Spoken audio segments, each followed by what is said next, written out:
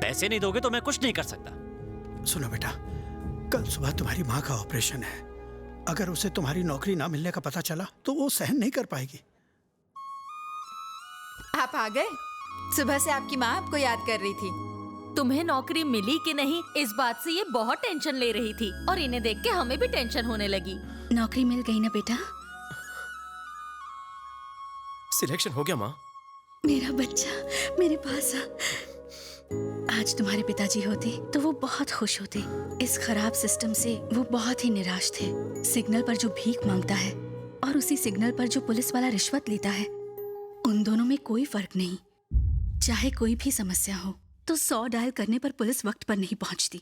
हाँ, लेकिन 100 का नोट देने से पुलिस जरूर आती है। तुम्हें इस सिस्टम को बदलना होगा। तुम्हारे जैसा एक सिंसियर ऑफिसर अगर शुरुआत करे तो कल ये क्रांति बन सकती है। सारी दुनिया एक नई राह पर चलेगी।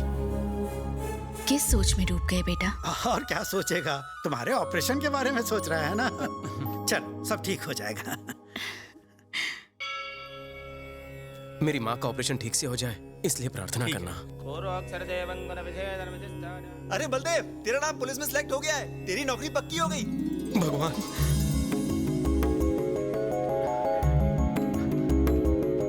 मामा जी आप यकीन नहीं करेंगे, मुझे नौकरी मिल गई मामा जी। मामा जी,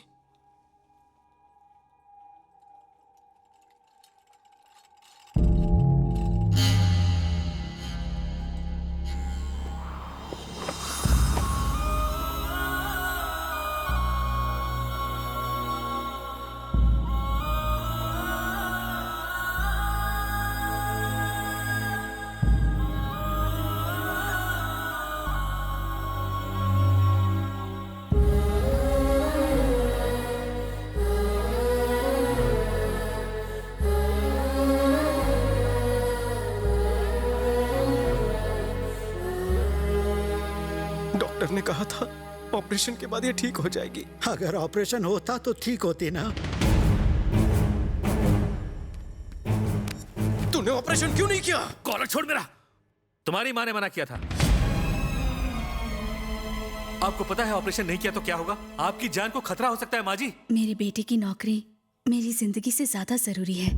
इस ऑपरेशन से मैं ज्यादा से ज्यादा 2-3 साल और जी पाऊंगी, लेकिन मेरे बेटे को नौकरी मिलेगी तो वो पूरी जिंदगी खुश रहेगा। सर प्लीज इलाज के पैसे लौटा दीजिए। उन्हीं लौटाए हुए पैसों से वो पुलिस ऑफिसर बन पाएगा। अगर उसे नौकरी नहीं मिली तो मैं कभी अपने आप को माफ नहीं कर पाऊंगी। मैं आपकी बात समझ सकता हूँ, लेकिन एक डॉक्टर होने के नाते मैं ऐसा नहीं कर सकता। देखिए डॉक्टर, आप डॉक्टर हैं, भगवान नहीं जो आपके ऑपरेशन से मैं बच जाऊं। अगर मेरा बेटा पुलिस ऑफिसर नहीं बना तो वो जीते जी मर जाएगा। सर डॉक्टर, मैं आपके पैर पर। क्या करिए आप? मेरे बेटे की जिंदगी अब सिर्फ आपके हाथ में है।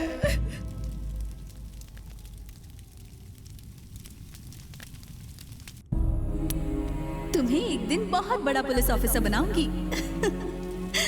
100 डायल करने पर पुलिस वक्त पर नहीं पहुंचती। हाँ, लेकिन 100 का नोट देने से पुलिस जरूर आती है। देखो, टैलेंट से कुछ नहीं होता। अब तक कितना माल कमाया है? बलदेव बेटा, बहुत से लोग पैसों से नौकरी खरीदते हैं, लेकिन तुम्हारी माँ ने अपनी जान की आहुति देकर तुम्हें ये नौकरी दिलवाई है। तुम्हें एक ईमानदार पुलिस ऑफिसर बनना है। जरूर बनूंगा। पुलिस के इतिहास में भी नहीं होगा ऐसा रिश्वतखोर पुलिस ऑफिसर बनूंगा।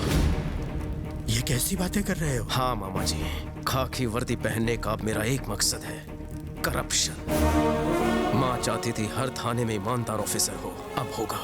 रिश्वतखोरी का काला बाजार बंद हो, अब होगा। बेईमान बनकर मैं ईमानदारी करूंगा। पुलिस की वर्दी रिश्वत खाने के लिए नहीं, सच्चाई से अपना फर्ज निभाने के लिए होती है। ये दुनिया को अब मैं बताऊंगा। पैसा देकर पुलिस में आने वाले पैसा वसूलने के लिए सिस्टम को करप्ट कर रहे हैं। उनके दिमाग में बसे भ्रष्टाचार का सर्वनाश अब मैं करूंगा। 100 रुपए देने से नहीं, 100 नंबर डायल करने से काम होना चाहिए। 70 साल की आजादी के बाद इस देश को भ्रष्टाचार से मैं आजाद कराऊंगा। उस दिन से वो खुद तो रिश्वतखोर बन गया, लेकिन रिश्वत के पैसों से तुम जैसे न जाने कितने ईमानदार ऑफिसर्स को पुलिस में भर्ती करवा रहा है।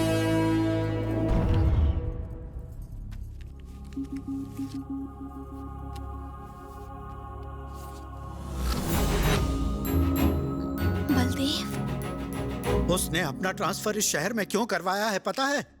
उन 574 ऑफिसर्स में से एक ऑफिसर गौतम भी था, जिसकी फैमिली को बेरहमी से मारा गया। और उन कातिलों का खात्मा करने के लिए ही उसने यहाँ कदम रखा है। उन्हें अंजाम तक पहुंचाना ही उसका मकसद है। उसने कत्ल के चश्मदीद गवाह तिवारी को भी ढूंढ निकाला है। बलदेव सहाय एक नए युग की शुरुआत करेगा, जिस युग में ना तो करप्शन होगा ना ही झूठ। पावर कैसे हासिल किया जाता है और कैसे इस्तेमाल किया जाता है, बलदेव दुनिया को बताएगा।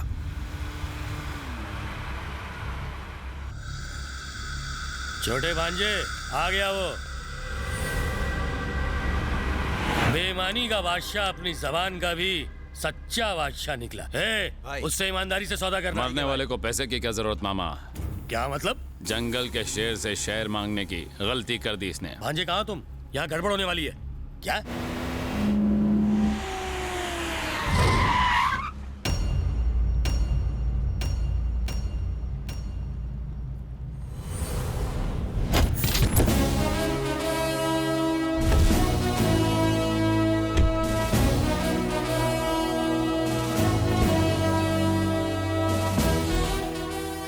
सर यहाँ मुझे कहाँ ले आए? सर वो मुझे मार देगा। सर मुझे यहाँ से ले चलिए। सर प्लीज, मैं आपके हाथ जोड़ता हूँ सर ये मुझे मार देंगे। सर ले चलिए।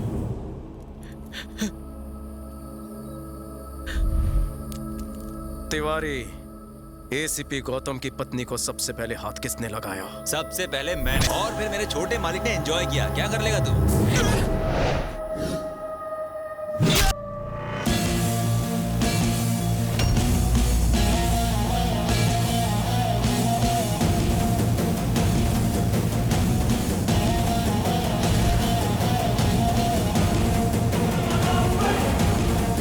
आज एक ईमानदार पुलिस वाले की पावर देखकर तुम्हारी रूह कांपेगी। तेरी पावर को तेरे कफन में लपेट के जला देंगे। तुझे ना तो कफन नसीब होगा, ना जलने के लिए चंदन की लकड़ी, ना ही चिता के लिए आग। तेरी लाश खाएंगे चील कौवे।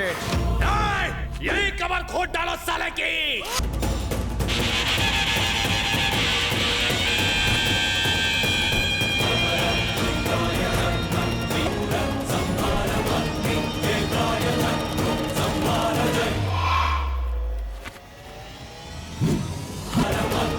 मौत का तांडव देखो हरामजादों।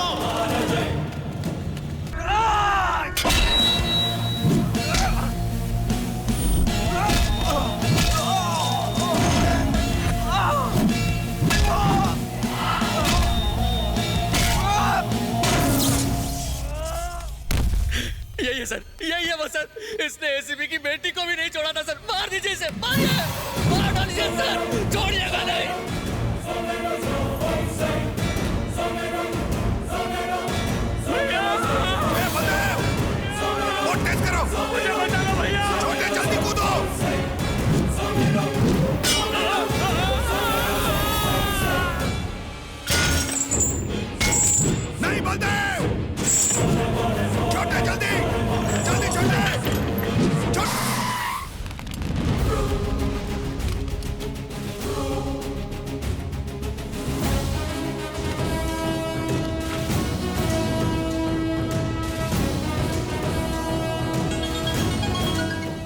I'm waiting for your report. Report is ready, sir.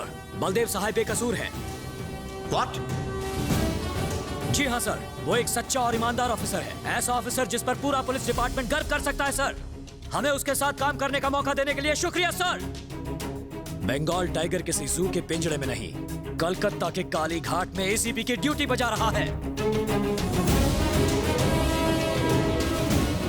पागल हो गए तुम लोग? दिमाग खराब हो गया है? सच कह रहा हूँ सर, मैं अपनी आंखों से देख रहा हूँ। बलदेव सहाय ही रॉयल बंगाल टाइगर है सर।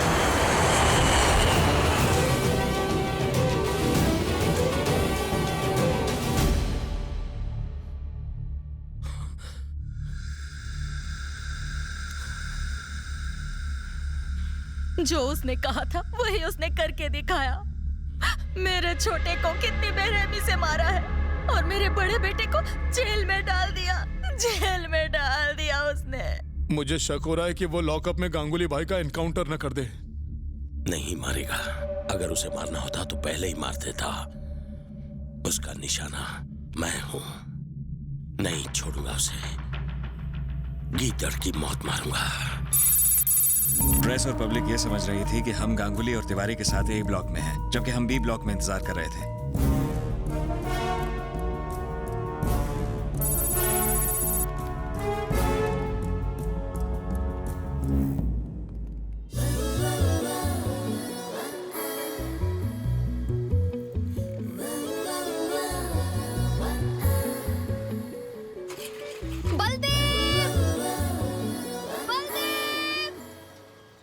कैसे हो कांस्टेबल साहब? 3 ऑफिसर भांडा कैसे फूटा? सिर्फ उन्हें ही नहीं, हमें भी सच का पता लग गया है सर। पीछे हटिए, पीछे हटाओ। चलिए सब लोग यहाँ से निकलिए, पीछे हटिए।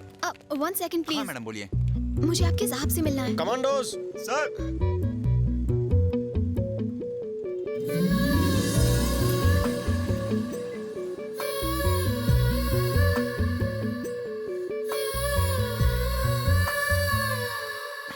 चलो चलो ऐसे। क्या कर रहे हो? I'm a lawyer. चलो Hey, चलो यहाँ से। you! Move! Sir please.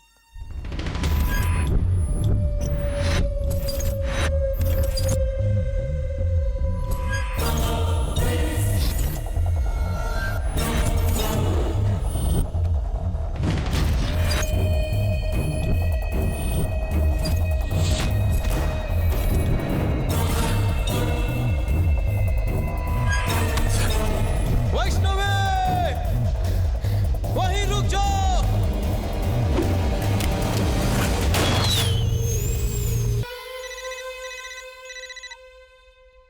बारूद पर बैठकर चिंगारी से नहीं खेलते। तुम्हारी माशुका, तुम्हारे मामा जी दोनों खत्म।